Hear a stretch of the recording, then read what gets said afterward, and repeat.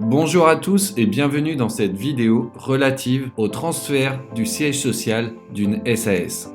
Vous pouvez accéder à la formation sur la rédaction des actes nécessaires à cette opération en cliquant sur le lien dans la description de la vidéo. Vous aurez accès à de nombreuses autres formations relatives à la vie sociale d'une société.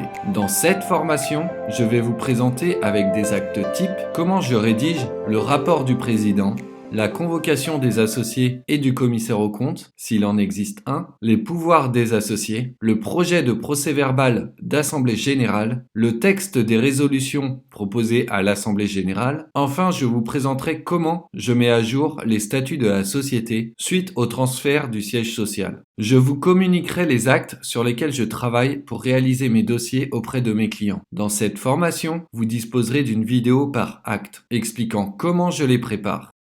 Pour procéder au transfert du siège social, il faut réunir les associés en assemblée générale. Dans ce cadre, on décide le transfert du siège social ainsi que la mise à jour des statuts de la société. Les modalités et conditions de transfert du siège social sont précisées au sein des statuts de la société. Il faut rester vigilant aux sociétés au sein desquelles il a été régularisé un pacte d'associés. En effet, parfois il existe des conditions de modification beaucoup plus strictes.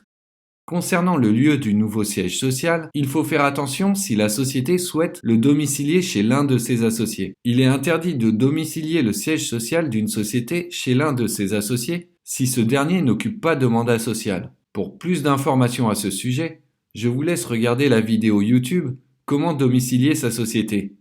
Pour réunir une assemblée générale extraordinaire, nous devons nous référer au statut de la société. Elle est appelée extraordinaire car on procède à la modification des statuts. C'est dans les statuts que l'on retrouve les conditions de convocation et le quorum nécessaire à la prise de décision modificative. Par principe, une assemblée générale extraordinaire doit réunir sur première convocation les associés représentant au moins un quart des titres composant le capital social. Si le président de l'assemblée constate que les associés présents ou représentés ne représentent pas cette quotité du capital, il est nécessaire de reconvoquer les associés à une assemblée générale qui ne peut pas être tenue plus de 2 mois après la première assemblée. Les statuts peuvent prévoir, pour le transfert du siège social, une majorité beaucoup plus forte. Pour un transfert du siège social à l'étranger, il faut que la décision soit prise à l'unanimité des associés composant le capital social. Dans une société par action simplifiée, les règles d'adoption d'une telle modification peuvent nécessiter l'unanimité des associés.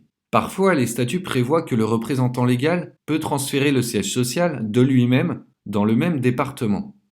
Dans ce cadre, il faut, quoi qu'il arrive, réunir une assemblée pour constater ce transfert et procéder à une modification des statuts.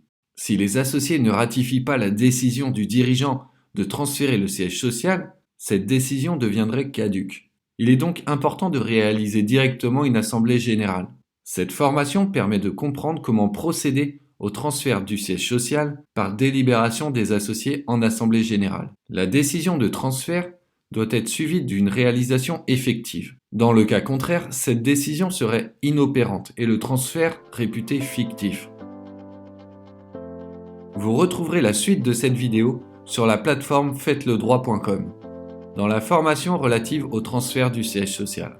Je vous laisse découvrir cette formation pour rédiger les actes nécessaires au transfert du siège social d'une SAS.